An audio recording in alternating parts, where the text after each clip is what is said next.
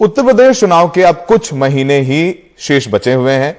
लगातार प्रधानमंत्री मोदी हो, मुख्यमंत्री योगी आदित्यनाथ, सपा प्रमुख अखिलेश यादव, सब उत्तर प्रदेश के सियासी मैदान में कूदे हुए हैं, रैलियां कर रहे हैं। प्रियंका गांधी भी लगातार बेहद सक्रिय हैं। साफ तौर पर अभी तक यह निकल करके आ रहा है कि कोई बड़ा गठबंधन नहीं हो रहा है। हमने देखा 2017 में अखिलेश यादव और कांग्रेस साथ आए थे, उसके बाद 2019 में मायावती और समाजवादी पार्टी का गठबंधन हुआ था, लेकिन अखिलेश ने अब तक साफ किया है कि कोई नया गठबंधन नहीं होगा। इन 5 सालों में उत्तर प्रदेश की राजनीति में एक नया नाम उभर कर सामने आया है।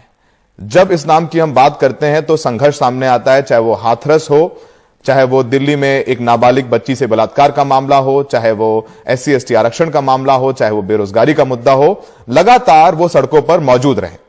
इनका नाम है चंद्रशेखर। चंद्रशेखर भीम आर्मी के प्रमुख हैं और इन्होंने भी फैसला लिया है कि वो उत्तर प्रदेश में इस बार सियासी मैदान में उतरेंगे। उनकी पार्टी चुनाव लड़ेगी। उत्तर प्रदेश की सभी विधानसभा सीटों में चुनाव लड़ने की भी उन्होंने घोषणा की है।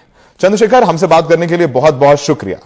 आप जब से राजनीति में आए हैं, कहा जाता है कि आप संघर्ष की राजनीति करते हैं, मुद्दों की राजनीति करते हैं, और जब जब आपके बारे में बात की जाती है तो कोई बड़ा राजनीतिक दल आपके खिलाफ बोलता हुआ नजर नहीं आता है। लेकिन जब बहन जी मायावती से आपके बारे में पूछा जाता है तो वो नाराज हो जाती हैं, क्योंकि वो जिस अनुसूचित जाति के वोट बैंक को अपना समझती हैं, या उनको वो परंपरागत तौर पर वो वोट बैंक मिलता भी है, ऐसा लगता है कि उस वोट बैंक के छिन जाने के संकेत मिलते हैं अगर आप चुनावी मैदान में आ जाते हैं। तो चंद्रशेखर, क्या है आपका चुनावी रणनीति? क्या सोच रहे हैं? कैसे मैदान में आएंगे? उत्तर प्रदेश की सियासत में कैसे स्थापित करेंगे आप? देखिए, ये लोकतंत्र है और जनता का आशीर्वाद जिसको मिलता है वो बड़ी पार्टी छोटी पार्टी हो जाता है। जनता जिसको सपोर्ट करती है, आगे बढ़ाती है, वो सरकार बना लेता है। तो मेरी पहचान तो संघर्ष से है, और मैंने जिनको आदर्श माना माननीय साहब श्री काशीराम, उन्होंने अपनी जिंदगी के अंतिम समय तक संघर्ष किया। तो अब उत्तर प्रदेश में हमारा प्रथम चुनाव के लिए जो सबसे ज्यादा जरूरी होता है चुनाव लड़ने के लिए, वो होता है संगठन। तो संगठन हमारा तैयार हो चुका है, बूथ कमेटियां हमारी तैयार हो चुकी 403 विधानसभा की।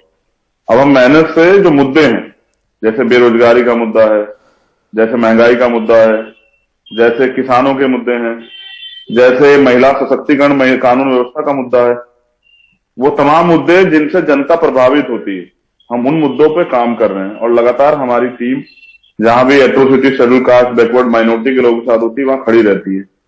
तो मुझे लगता है कि सिर्फ जो है चुनाव के समय उनके बीच जाना राजनीति नहीं होती है। मेरे हिसाब से पूरे 5 साल उनकी जिम्मेदारी लेना, जिसने आपको वोट दिया, ठीक है, उसने अपनी जिम्मेदारी आपको दी है, तो उनकी जिम्मेदारी निभाना भी राजनीति होती है, और इससे हम लोग सक्रिय। ठीक है चंद्रशेखर, क्या है, कैसे करेंगे राजनीति?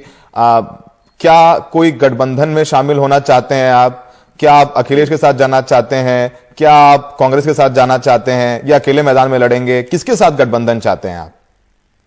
देखिए, मुझे अभी ये सवाल कुछ दिन पहले भी पूछा गया, तो मैंने इस पर जवाब दिया कि अगर गठबंधन की बात आएगी तो मेरी प्रायोरिटी सर्वप्रथम माननीय बहन जी रहेंगे, क्योंकि इसके पीछे एक कारण, चुनाव खत्म हो जाएगा, अगर बहुजन समाज के लोग सरकार में न आए तो पूरे 5 साल जो अन्याय, अत्याचार, जुर्म जाति उनके साथ होगी, अब उस पर कोई नहीं आएगा लड़ने। तब वहां भीम आर्मी और आजाद समाज पार्टी खड़ी रहेगी।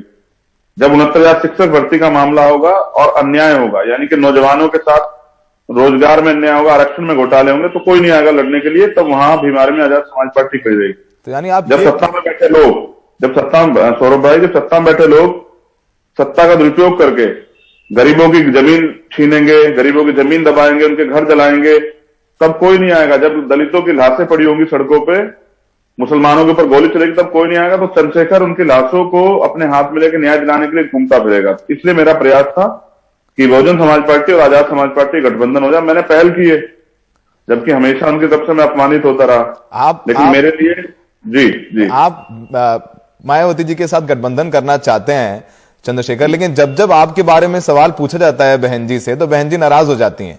और साफ तौर पर संकेत तो यही है कि वो आपको बिल्कुल पसंद नहीं करती हैं, क्योंकि जिस अनुसूचित जाति के वोट उनको परंपरागत तौर पर मिलते रहे हैं, ऐसा लगता है उन्हें कि कहीं ना कहीं आप उसमें सैबोटाज करने की कोशिश करते हैं, उनको तोड़ सकते हैं, उनका सियासी गणित बिगाड़ सकते हैं। तो ऐसा लगता है कि वो आपकी इस प्रस्ताव को मानेंगी?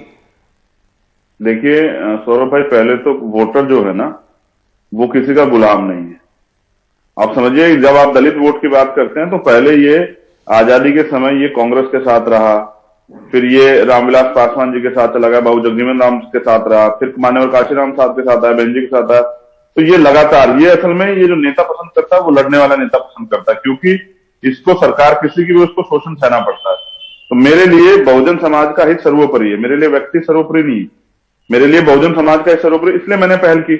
आप जानते हैं, आप ये क्या सब पूरा मीडिया जानता है, कितने अपमानित शब्द उन्होंने मुझे कहे। भीम आर्मी के संघर्ष को उन्होंने एजेंटगिरी कहा, लेकिन मैंने कभी उसको सिरे से जो है नकार दिया कि ठीक है, कुछ गलतफहमियां हो सकती है, कुछ गुस्सा हो सकता है, लेकिन मेरी पहल ये है, मैं समझता हूं कि उत्तर प्रदेश में भारतीय जनता पार्टी को रोकना जरूरी है, तो इसलिए मैंने पहल की है। और वो नाराजगी करें, लेकिन वो चंद्रशेखर के काम को गलत नहीं साबित कर सकती है। चंद्रशेखर ने कोई ऐसा काम नहीं किया, भीम आर्मी ने कोई ऐसा काम नहीं किया जिससे बहुजन समाज का नुकसान हुआ हो। और जब भीम आर्मी को राजनीतिक संरक्षण की जरूरत थी, सरकार के लोग उन पर झूठे मुकदमे करे, जेल भेज रहे थे, तब उस राजनीतिक संरक्षण के लिए मैंने उनसे मांग की, मैंने उनको लेटर लिखे, उन्होंने नकार दिया, लेकिन फिर भी भीम आर्मी अपना काम करती रही। आज हम गठबंधन चाहते हैं, क्योंकि जब चुनाव खत्म हो जाएगा तो नेता घरों में घुस जाएंगे और लड़ने के लिए हमें आना पड़ेगा, तो हम हमेशा सड़क पे रहेंगे, इसलिए। ठीक है, तो अब एक और दूसरा सवाल, क्या चंद्रशेखर खुद चुनाव लड़ेंगे? क्या चंद्रशेखर विधानसभा चुनाव लड़ेंगे? अगर लड़ेंगे तो आपने कौन सी सीट चुनी है, या किस नेता के खिलाफ आप तैयारी कर रहे हैं विधानसभा चुनाव लड़ने की? देखिए सौरभ भाई, पहले तो ये फैसले पार्टी की बोर्ड के हैं, जो हमारी कोर कमेटी, उनके फैसले हैं। लेकिन अगर आप मेरे दिल से पूछेंगे, मेरी इच्छा पूछेंगे, तो मैं बता दूं, क्योंकि लोकतंत्र है भाई, अपनी पार्टी में मुझे अपनी बात रखने के अधिकार है।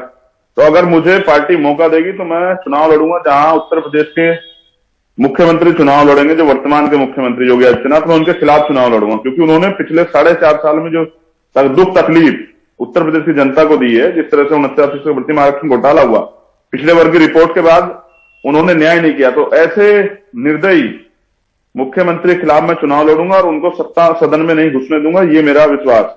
तो जहां योगी आदित्यनाथ चुनाव लड़ेंगे, मैं वहां चुनाव लड़ूंगा। तो ये एक बड़ी घोषणा कर रहे हैं आप एनडीटीवी पर, एक बड़ी घोषणा कर रहे हैं एनडीटीवी पर आप कि योगी आदित्यनाथ के खिलाफ चंद्रशेखर चुनाव लड़ेंगे। पिछली बार क्या हुआ था ना, लोकसभा में मैंने देश के प्राइम मिनिस्टर के खिलाफ भी लड़ने का फैसला लिया था, लेकिन पिछली बार हमारा दल नहीं था, तो बेंजी ने कह दिया कि चंद्रशेखर वहां लड़ेंगे तो मोदी जीत जाएंगे, चंद्रशेखर बीजेपी की मदद कर रहे हैं, तो मैं नहीं लड़ा। लेकिन इस बार हमारा दल है, और अगर पार्टी मौका देगी तो मैं कमिटमेंट कर रहा हूं कि मैं योगी आदित्यनाथ जी के खिलाफ चुनाव लड़ूंगा। वो कोई सी सीट तय कर लें, और ऐसा नहीं मैं सुरक्षित सीटों पर चुनाव लड़ूंगा, मैं वहां लड़ूंगा जहां योगी आदित्यनाथ चुनाव लड़ेंगे। मेरे लिए सदन में जाना नहीं, मेरे लिए उनको सदन से रोकना बहुत इंपॉर्टेंट।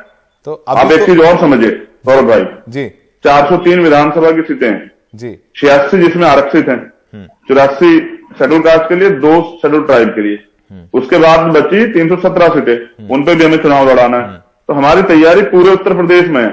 उन सीटों पे जैसे हम अभी सामान्य जाति के लोगों को नहीं लड़ा रहे हैं, तो उन सीटों पे हम दलित नौजवानों को, जो रिजर्व जनरल सीटें हैं, दलित नौजवानों को, मुस्लिम भाइयों को, पिछड़े वर्ग के लोगों को, और जो अन्य ईसाई, सिख, दलित समाज की सभी जातियों को, सब लोगों को हम लड़ाने काम करेंगे 403 विधानसभा पे, अगर पार्टी ने तय किया अकेले जाना। ठीक है, अकेले जाना है। वैसे आप प्रेफर करते हैं कि बसपा से आपका गठबंधन हो जाए। अगर आप लड़ते हैं योगी के खिलाफ चुनाव, तो क्या आप चाहेंगे कि वहां से समाजवादी पार्टी या बीएसपी कोई कैंडिडेट ना दें, ताकि सीधा मुकाबला आपके बीच और योगी जी के बीच हो? क्योंकि अभी तक योगी जी ने भी फैसला नहीं किया कि वो कहां से चुनाव लड़ेंगे, वो चुनाव लड़ेंगे भी या नहीं लड़ेंगे, क्योंकि वो विधान परिषद के सदस्य हैं, एमएलसी बनकर वो मुख्यमंत्री हैं, तो अभी उन्होंने फैसला नहीं किया है। लेकिन अगर आप वो लड़ते हैं और आप चुनावी मैदान में आएंगे, तो क्या आप कुछ अंडरस्टैंडिंग करेंगे अखिलेश यादव से और बहन जी से, ताकि वहां से कोई उम्मीदवार ना दें आपके खिलाफ योगी जी के लिए? देखिए, जब हम ये कहते हैं कि हमें भारतीय जनता पार्टी को रोकना है, तो भारतीय जनता पार्टी के जो सीएम कैंडिडेट फेस हैं, तो उनको रोकना जरूरी है। तो क्या तो बेंजी लड़ लें, या अखिलेश भाई लड़ लें, या फिर वो नहीं लड़ते तो मुझे छोड़ दें कि मैं लड़ूं। देखिए, ऐसा है ना, वो बीजेपी के सबसे ताकतवर नेता उत्तर प्रदेश के, उनके खिलाफ लड़ने के लिए ताकतवर व्यक्ति चाहिए। मैं समझता हूं कि मैं ताकतवर हूं और मैं उन्हें हरा सकता हूं, तो मेरी ये मांग रहेगी कि भाई इस पे विपक्ष के लोग भी सोचें, और अगर वो उनकी मदद करने के लिए कोई प्रत्याशी लड़ाएंगे तो अलग बात है। बेसिकली जब मैं जनता के बीच जाऊंगा तो जनता जानती है कि ये व्यक्ति बिकाऊ व्यक्ति नहीं, टिकाऊ व्यक्ति, और ये लड़ेगा और ये भागेगा नहीं मैदान छोड़ के, और ना मैं सीबीआई ईडी इनकम टैक्स से डरता ना मुकदमे से। तो चाहे कुछ भी हो जाए, मैं लड़ूंगा तो पूरी मजबूती से लड़ूंगा, और फिर सदन में नहीं जाने दूंगा। वो रास्ता जो है ना बंद कर दूंगा, जिसने पिछले 4.5 साल से उत्तर प्रदेश को कानून व्यवस्था के नाम पे, भाईचारे के नाम पे जो ठगने का काम किया यूपी की जो सरकार है, ठीक है, जिस तरह का ये माहौल बनाने का काम चंद्रशेखर, किया, इस सरकार के मुखिया को नहीं घुसने देंगे। चंद्रशेखर जी, आज आपने बोला है कि आप योगी जी के खिलाफ चुनाव लड़ेंगे, पर यह बताइए कि योगी जी के खिलाफ चुनाव तो लड़ेंगे, लेकिन आप हमेशा कहते रहे कि अखिलेश जी एक प्रबल दावेदार हैं योगी जी के खिलाफ, समाजवादी पार्टी एक मुख्य विपक्षी दल है वहां पर, तो अगर आप बहन जी के साथ गठबंधन होता है तो क्या आप तैयार हैं कि आप अखिलेश यादव से भी आमना सामना करेंगे, आप उनके सामने भी अपने कैंडिडेट सुधारेंगे, उनसे भी सियासी लड़ाई लड़ने को तैयार हैं आप? देखिए, बिल्कुल साफ तौर पर कह रहा हूं, मैंने पहले भी कहा, जिनसे समझौता होगा उनसे संघर्ष नहीं होगा, और जिनसे संघर्ष होगा उनसे समझौता नहीं होगा। तो जब हम चुनाव लड़ने जाएंगे तो मैं किसी को फ्री में तो नहीं कहने वाला कि आप अपना यहाँ प्रत्याशी लड़ा लीजिए, हम यहाँ से विड्रॉ कर देते हैं। देखो, जनता जिसको पसंद करेगी वो जीतेगा, तो फिर तो जब आपका कोई गठबंधन नहीं होगा फिर तो आपको लड़ाना पड़ेगा भाई। अगर कोई समझौता हो जाता है तो फिर गठबंधन धर्म निभाना पड़ेगा, अदरवाइज उसके बाद जो है ना फिर सीधी लड़ाई होगी। हमारा प्रयास रहेगा हम अपने प्रत्याशी जिता के भेजें। तो अगर मैं किसी प्रत्याशी के समर्थन में रैली करने जाऊंगा तो ये थोड़ेगा मैं किसी दूसरी पार्टी के प्रत्याशी को वोट दे दो, तो अपनी प्रत्याशी के लिए वोट मांगूंगा। और मेरा विश्वास है उत्तर प्रदेश की जनता ने सबको देख लिया है। ठीक है, अब उत्तर प्रदेश की जनता परेशान है और वो नए लोगों को मौका देना चाहती है। ठीक है, किसान परेशान है, नौजवान परेशान है, महिलाएं परेशान है, ठीक है, व्यापारी परेशान है। चंद्रशेखर, आखिरी सवाल आपसे, आप चाहते हैं बहन जी के साथ आपका गठबंधन हो, अगर ऐसा नहीं होता तो आप अकेले सियासी मैदान में जाएंगे। प्रियंका गांधी के बारे में क्या कहना है आपका? क्या कांग्रेस से कुछ समझौता करना चाहते हैं? हो सकता है आपका, क्या उसके कुछ चांसेस हैं? चूंकि उधर मायावती से आप चाहते हैं कि आप गठबंधन कर ले, क्या ऑप्शन मिले तो क्या आप प्रियंका गांधी के साथ भी जा सकते हैं? देखिए, मैं साफ तौर पे कह दूं, ये डिसीजन पार्टी का है कि पार्टी किसके साथ गठबंधन करेगी। मुझसे पूछा गया तो मैंने अपनी राय रखी। अब मैं इस पे भी कह देता हूं कि पार्टी जिसके साथ गठबंधन में जाएगी, देखिए गठबंधन के सभी विकल्प अभी खुले हुए हैं, ऐसा नहीं कि बंद हो गए। तो जिस दिन पार्टी जो तय कर देगी, जैसे अभी हमारी 150 प्रत्याशियों की लिस्ट तैयार है जो हम नवंबर में घोषित करने वाले हैं। ठीक, हम पे सभी चुनाव की सीटों पे 403 विधानसभा पर कैंडिडेट भीम आर्मी के नौजवानों को हम लोग लड़ाने वाले, क्योंकि लीडरशिप पैदा हो, जैसा मैंने आपसे कहा। तो पार्टी जहां भी गठबंधन करेगी, पार्टी जहां जैसे सिंगल लड़ने को आएगी, पार्टी जिस सीट से लड़ाने कहेगी तो हम लोग उस पर काम करेंगे। ठीक है, क्योंकि पार्टी बड़ी है, हम लोग छोटे हैं, विचारधारा बड़ी है। हमारा काम जो है वो है चुनाव को, जो पार्टी का आदेश है उसको पूरा करना, उस पर खड़े उतरेंगे जी। और मेरा विश्वास है कि योगी आदित्यनाथ जब हमारे सामने चुनाव लड़ेंगे तो सदन में नहीं जा पाएंगे। ठीक है, तो ये चंद्रशेखर जी थे जिन्होंने ऐलान किया है दो बातों का। पहली बात ये कि वो उत्तर प्रदेश में योगी आदित्यनाथ के खिलाफ चुनाव लड़ेंगे, अगर वो चुनाव लड़ते हैं, क्योंकि अभी विधान परिषद के सदस्य हैं, अगर चुनाव लड़ेंगे तो उनके खिलाफ चंद्रशेखर जी होंगे। और चंद्रशेखर ये भी चाहते हैं कि उनका गठबंधन बहन कुमारी मायावती जी की पार्टी बहुजन समाजवादी पार्टी से हो जाए। तो ये दो बड़ी सियासी बातें यहां पर चंद्रशेखर ने कही है। चंद्रशेखर, हमसे बात करने के लिए बहुत बहुत शुक्रिया।